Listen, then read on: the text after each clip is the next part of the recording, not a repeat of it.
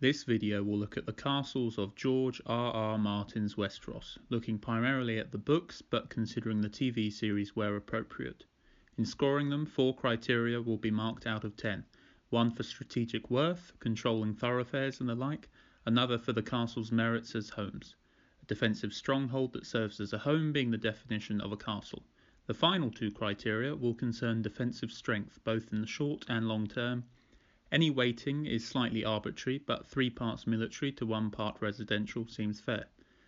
Some castles are excluded for just not having enough description at this point in the series. The ranking is a little strange because it is just based on total scores, so there will be some joint positions. Only conventional forms of medieval warfare will be considered as well, so no dragons. Pike. The castle pike is strategically weak. The island it controls is not even compared to other Iron Islands bountiful or strong in resources, which prevents the Greyjoys from dominating their vassals in their own lesser kingdom. Taking the castle by escalade is difficult, with much of the structure being spread over sea stacks, with the towers only connected by rope bridges, which are excellent choke points to keep attackers at bay. In the longer term siege, pike is not so strong. Demonstrating the weakness of the structure, the castle itself had its walls breached during Balon's rebellion. It is also not the most well-stocked castle, with little room for independent granary buildings. Also, the existing supplies are at the mercy of Pike's damp, spoilage-inducing conditions. This damp, cold, wet and windy nature of the castle is why it scores low on the home stakes. Like Jaywick, Pike is dilapidated and literally being eaten by the sea. Harrenhal. Harrenhal is the Gormenghast of Westeros, massive and quite empty. It is centred amongst very valuable farmland and on a grander scale is strategically strong, being located at a nexus of Westerosi travel and trade, which is why it crops up in the story quite so much as it does.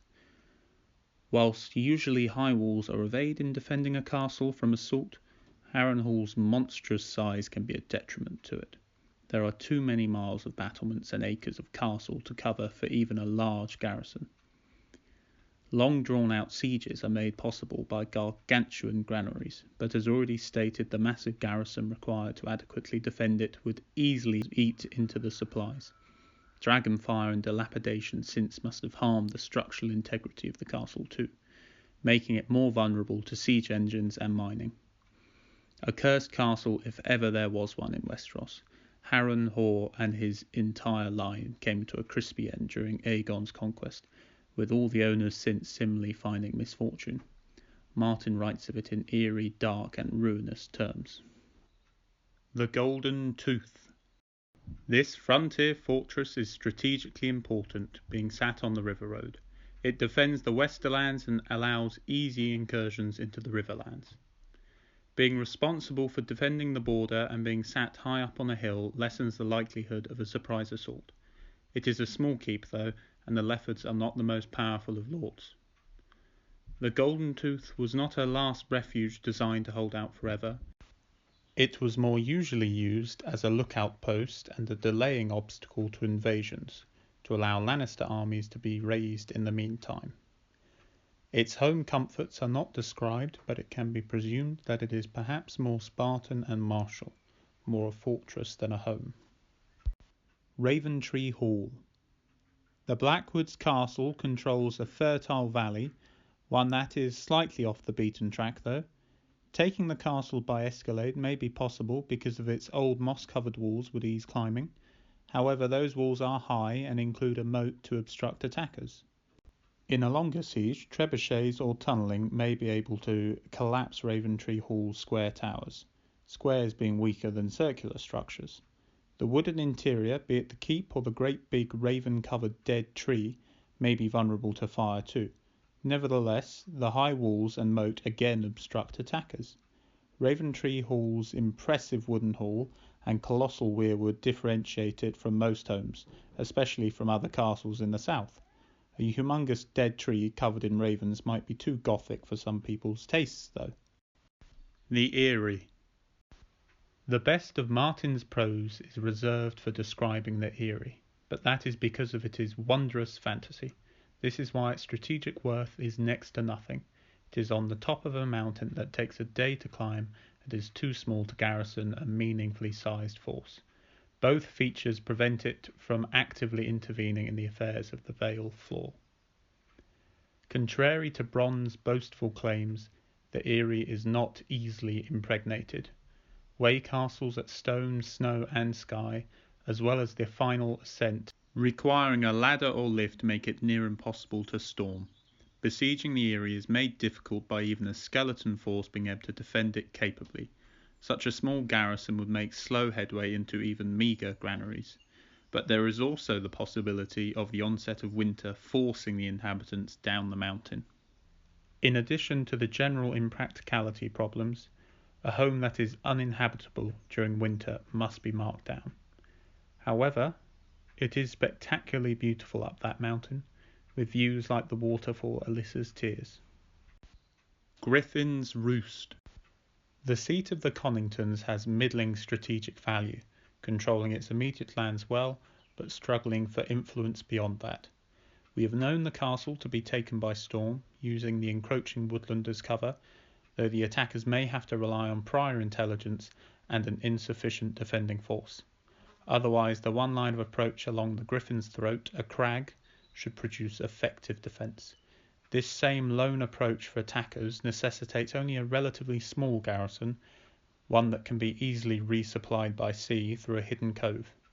Griffin's Roost is adjudged beautiful by multiple sources, especially the views from the highest tower's roof. The Twins. The Lords of the Crossing are strategically important because their bridge is the only crossing point for many miles around, though it must be stated that barring unique circumstances, traffic between the Riverlands and north would not be the busiest nor the most important. The Freys have spent heavily on building up their castles, the high walls and barbicans helping to keep their enemies out, though the set of outer moats are not permanent and must be dug out. The Twins are very difficult to encircle. To block supplies getting in, attackers need to control the Green Fork and get troops to both banks without the aid of the Freys bridge. The Freys have not cultivated the homeliest feeling in their castle, not being overly pleasant people, and they also inhabit a drearyish place. The Bloody Gate. This fortress defending the Vale of Arran's only land approach is very strategically located at the end of a narrow and perilous pass through the Mountains of the Moon. That the Vale is a more manageable size than the north for invasion from the sea lessens the Bloody Gate's importance ever so slightly. Taking the gate is difficult, with the entire high road through the mountains serving as a long death zone should the defenders desire. Demonstrating this, the Bloody Gate has never been taken. The narrow high road presumably leaves little room for a staging ground for besiegers and their engines of war, whereas the gate is very well supplied by the bountiful Vale. The Bloody Gate is more fortress than home, the Knight of the Gate not being an ancestral title, nor the Bloody Gate an ancestral seat, but given to martial characters like Brynden Blackfish Tully. Dragonstone, the home of the Targaryens and a Valyrian outpost. The island is a good naval base and is strategically positioned to defend Blackwater Bay and King's Landing from fleets coming in from the narrow sea. The castle's defences are described as formidable, though its Valyrian architecture and dragon aesthetic is quite alien to our medieval European orthodoxy, which makes comparisons difficult, though we have heard of Dragonstone being taken by storm. Dragonstone is not a bountiful island, meaning the besiegers would have to rely on the outside world for supplies. The main keep, the Great Stone Drum, likely has room for stores and could function as a last line of defence for some time. For the most part it seems an unpleasant, sulphurous locale, dominated by the nearby volcano. Dragonstone is all dark, sharp edges and scary gargoyles. Daenerys Stormborn's description is not frivolous. Dragonstone had bad weather too. Moat Cailin. An ancient stronghold of the First Men, Moat Cailin sits on the northern edge of the natural choke point of the swampy neck, the narrow land bridge between the north and south of Westeros. In contrast to the Vale, the north is so freakishly large that naval invasion and occupation is not credible, making Moat Cailin more strategically important than the Bloody Gate in their respective land invasion defence roles. All that remains of the old ruins are 3 towers that interlock expertly to cover the narrow causeway, the only practical road through the bogs of the Neck. Proof of how deceptively strong Moat Cailin is, it has never been taken from the southern route. It is still run down though and not being utilised to its full potential. For northern defences, the Crannog men of the Neck make life extremely uncomfortable for the besiegers, poisoned arrows galore. The Crannog men also allow resupply and are able to guide armies to relieve the garrison or outflank and attack the besiegers. They are manky, swampy ruins that only a poet could enjoy as a home, with the distinct danger of encountering lizard lions and bog devils, in addition to the fever-rich miasma in the air. Sunspear. The seat of the Martells is close to one of Dorne's very rare safe harbours, and also protects the province's largest settlement, the Shadow City. It is not centrally situated though, and seems ill-suited to allowing the Martells to dominate their vassals. The city within the walls may allow covert actions to be carried out by attackers. Otherwise, 3 concentric walls, the pre-Rhoynar redoubt, the Sandship, and the towers of Sun and Spear offer effective first-up defence. Dorne would be inhospitable for those trying to attack Sunspear, especially for non-Dornish unaccustomed to the hot and dry conditions. The civilian city would present an obstacle to attackers, but might be a drag on resources for the defenders depending on rationing policy. Some desire hot weather in a home, but Sunspear is perhaps too dusty and busy, which is why the Martells have the Water Gardens as a more pleasant retreat. The Red Keep. As the seat of the king and his court, located smack bang in the capital and largest city of the 7 kingdoms, the Red Keep has significant strategic worth. It is only 9 out of 10 on that front though, because it does little to defend the city itself. It serves more as a base to retreat to rather than as a core tool in protecting the city. It is a strong castle with successive lines of defence and is kept well maintained by the royal purse. However, the castle would be vulnerable during the rout that might follow the fall of the city.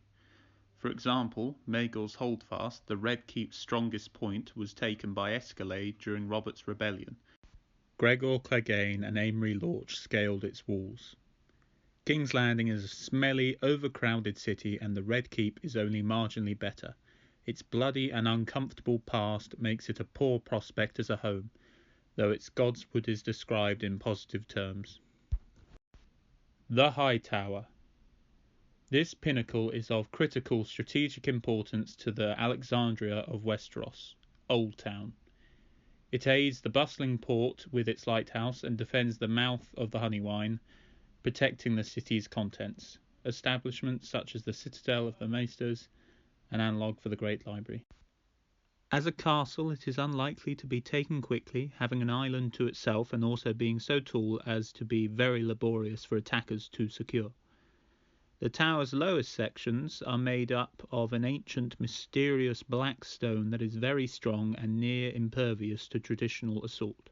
The size of its granaries and the availability of water within the high tower is unknown. The high towers are rich and have presumably furnished the castle fittingly, and altogether Old Town is a more pleasant city than King's Landing. Nevertheless, whether it is a nice home or not depends on the individual's propensity for heights. Storm's End. The capital of the Stormlands is more ceremonially strategic than practically important, with the status of controlling the imposing historic castle greater than Storm's End's actual strategic importance. The Storm King's seat has no anchorage for ships, defends no frontiers, and protects no city. However, it is relatively central to its province, and is relatively well placed to allow the Baratheons to unify their vassals. The stronghold has a short, fat, and squat silhouette, but its massive curtain walls are an enormous 100 feet high. It also has very smooth walls designed to deflect the sea, but they double brilliantly to prevent enemies from easily climbing them. Storm's End is also a manageable size, with lookouts and defenders more able to defend it than at a larger castle such as Winterfell. Its walls can hold out the sea, so armies with machines of war are no problem. The resupply by sea that Davos Seaworth carried out demonstrates the long siege capability of Storm's End. The weather is not the best, wet, windy, and, perhaps unsurprisingly, stormy. There are more accommodating homes. River Run. The castle sits on two important rivers and astride the river road to the Westerlands, though its strategic value is lessened by not being located centrally enough to dominate its province, which is perhaps why the Tullys have had troubles with the likes of the Freys. Not that there is any perfect central spot for a Riverland's capital. River Run is surrounded by flat country, giving its defenders much warning of oncoming foes. Arrow loops are integrated into the merlons of the battlements to suggest a high quality of castle walls. Sluice gates can be opened to flood the western moat, which effectively turns River Run into an unassailable island. The castle's towers can fire upon foes on all three shores, which may be necessary as to stop supplies getting in, besiegers must split their forces over 3 shores and 3 rivers, leaving them in a vulnerable position. It is described as inhabiting a nice picturesque river scene, Wind in the Willows-esque. The ivy-covered water wheel completes the picture of an idyllic castle home. High Garden. The Tyrell's flowery fortress is located very strategically, it being sat on major highways like the Ocean and Rose Roads, and the reach bisecting meandering Mander is of great importance considering the reach's significant size. Controlling the very fertile farmland in the immediate vicinity was also of considerable importance.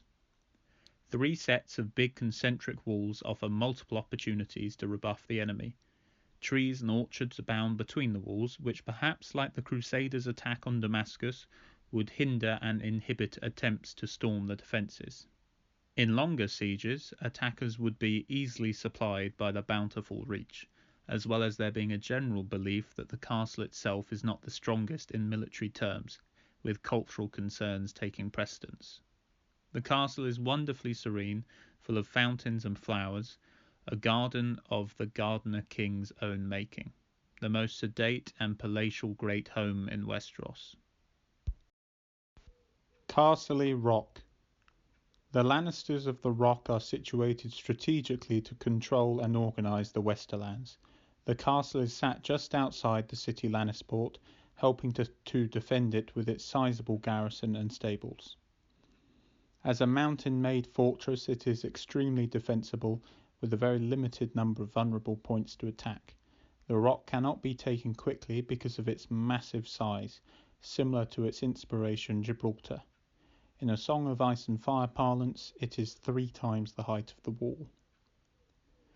Please forgive the TV show's ruined birthday cake design for Castle Rock. Even in a long siege, it is near impossible to take because of the features being a colossal landmark provides it with. The walls cannot be collapsed by tunnelling because of the thickness of the rock itself. The Lannisters are unlikely to run out of food because there is much room for storing supplies and even an internal port to allow resupply. You have got to be a Lannister to love the rock, but it is undoubtedly a mightily impressive natural marvel. In addition, the alterations the Castlys and latterly Lannisters have made a home out of the rock, from the gilded golden gallery to its famously uncomfortable subterranean cells. Winterfell. The castle is strategically strong, being located centrally is very important considering the north size.